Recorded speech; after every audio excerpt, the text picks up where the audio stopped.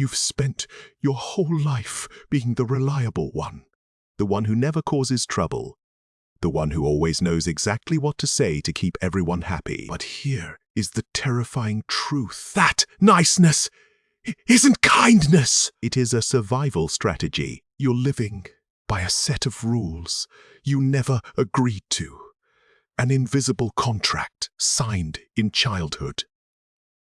And it is silently eroding who you actually are. Today, we're finding the exit clause.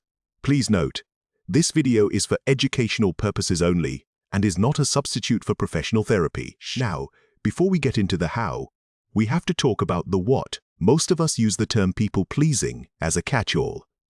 We say we're people-pleasers because we struggle to say no or because we overcommit to things we hate. But there is a deeper, more dangerous version of this. I call it performing. See, pleasing is a behavior. It is something you do. You say yes to the extra shift at work, or you agree to host the family dinner even though you're exhausted. That is pleasing. But performing is an identity. It is when you've built a version of yourself that is designed specifically to be palatable to others. You're not just doing nice things, you're playing the role of the nice person. You've become a mirror, reflecting back whatever the people around you need to see to feel comfortable. If you remember our last conversation about potential, we talked about how viewing your potential as a debt creates a constant state of anxiety.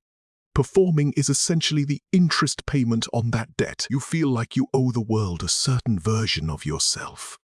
The successful child, the selfless partner, the effortless employee.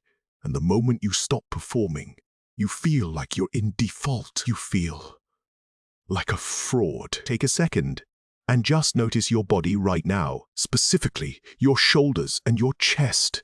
For many of you, there is a subtle, constant tension there. It is the physical manifestation of the mask. It is the effort of holding up a persona that doesn't actually fit. If this distinction is already hitting home, a quick like helps the algorithm find other performers who need to hear this. But why do we do it? Why would any of us choose to live in a costume? The answer is that we didn't choose it. We signed a contract. I'm talking about the invisible contract. It is an agreement made in the earliest stages of your life, usually before you even had the words to describe it. The contract essentially says, my belonging is conditional. For some of you, the clause was simple. If I'm the good girl, I'll be loved.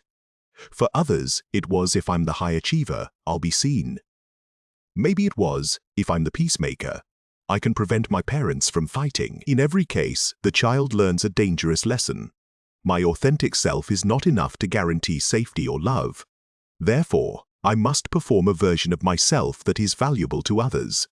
This looks different depending on where you grew up. In some Mediterranean cultures, this contract is woven into family enmeshment.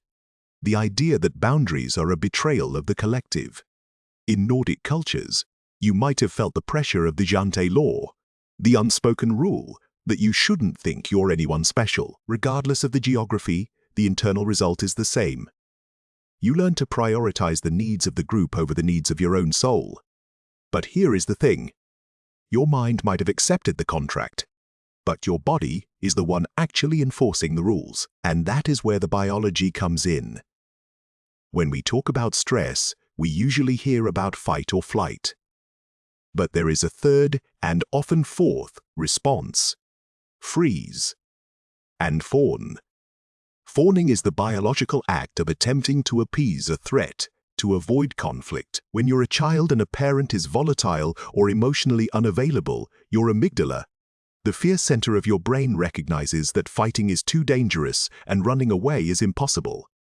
So, it triggers the fawn response.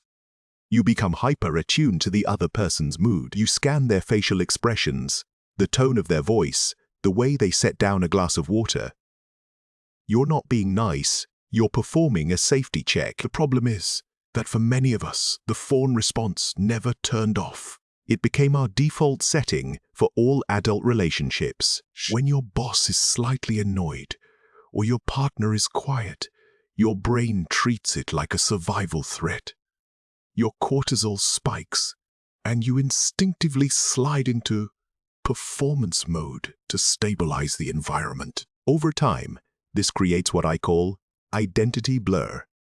When you spend decades mirroring others to stay safe, you eventually stop knowing what your own signal is. You don't know what you actually like, what you actually believe, or what you actually want. Because you've spent all your energy being what everyone else wanted. So, if your brain is literally wired to please, how do you actually stop? You can't just will your way out of a biological response. You need a framework. And that is where we look toward the north, specifically to the Swedish concept of Lagom. Lagom is often translated as just the right amount. Not too much, not too little. It is the antithesis of the performance trap.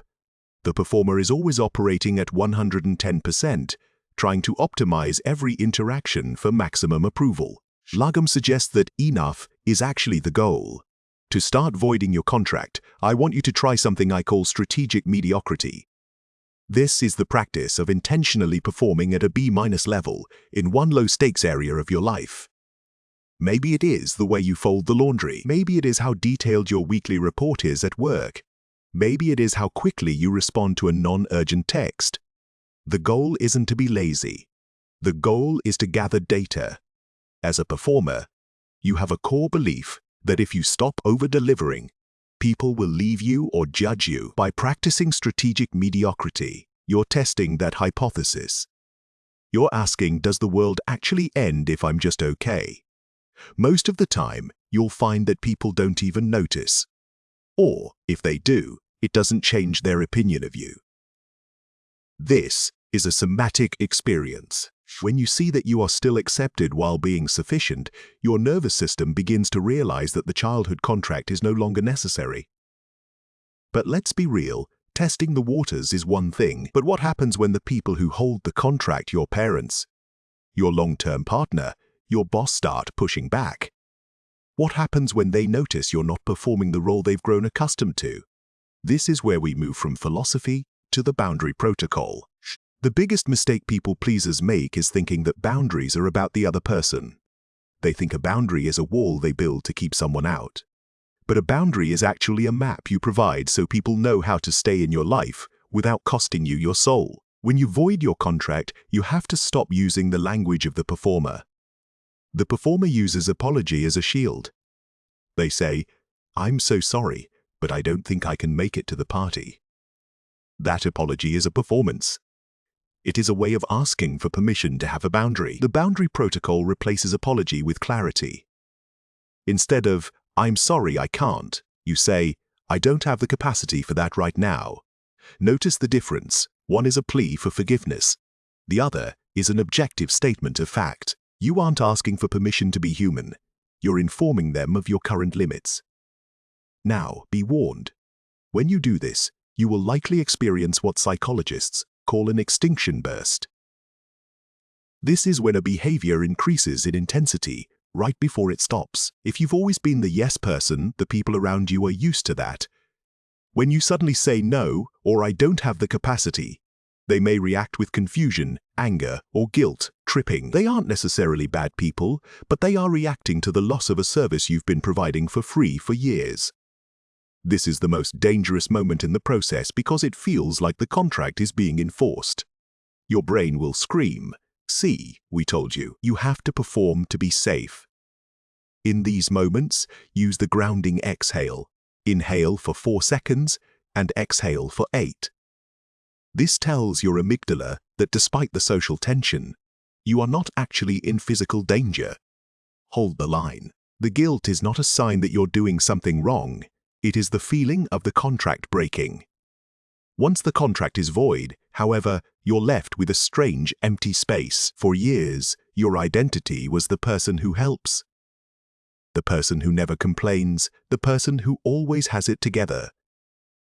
When you stop performing those roles, you might feel an alarming sense of void. You might wonder, who am I if I'm not being useful? This is the transition point where we move toward quiet ambition. Most of us were taught that ambition is about the climb. It is about the title, the applause, the the visible markers of success. That is performative ambition. It is ambition driven by the need for external validation. Quiet ambition is different. It is the shift from performative excellence to quiet mastery. It is the decision to pursue a goal not because it makes you look impressive to others, but because the act of doing it brings you a sense of internal alignment. When you stop performing, you suddenly find you have a massive amount of energy available.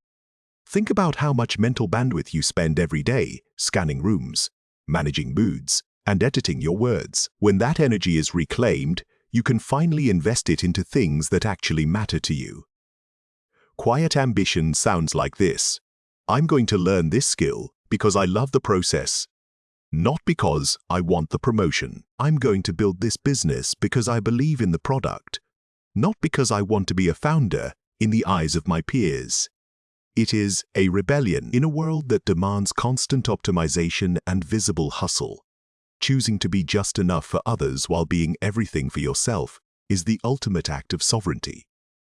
But as we move into this new way of living, there is one final, often overlooked step. You cannot simply step out of the performance and into the light without looking back.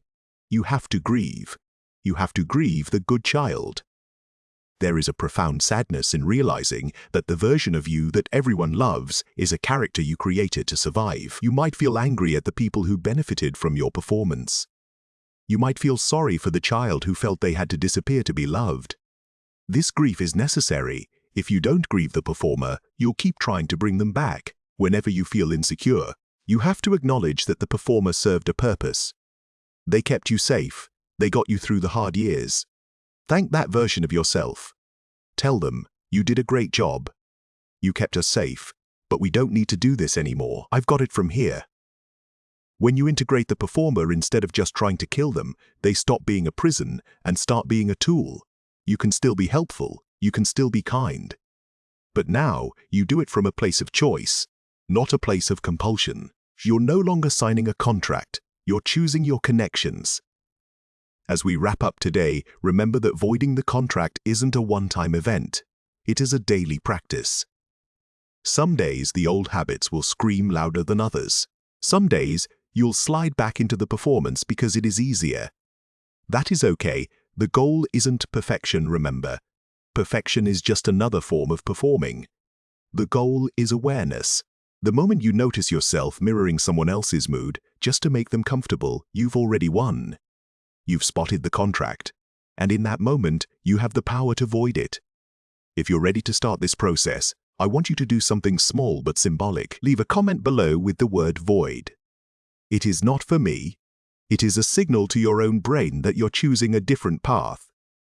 If this journey is resonating with you, subscribe and join us for the rest of the Liberation curriculum. We're going to keep stripping away the layers of who you were told to be, until all that is left is who you actually are. And if you have a friend, the one who is always the strong one, the one who never asks for help, the one who is silently carrying everyone else's emotional luggage, send this to them.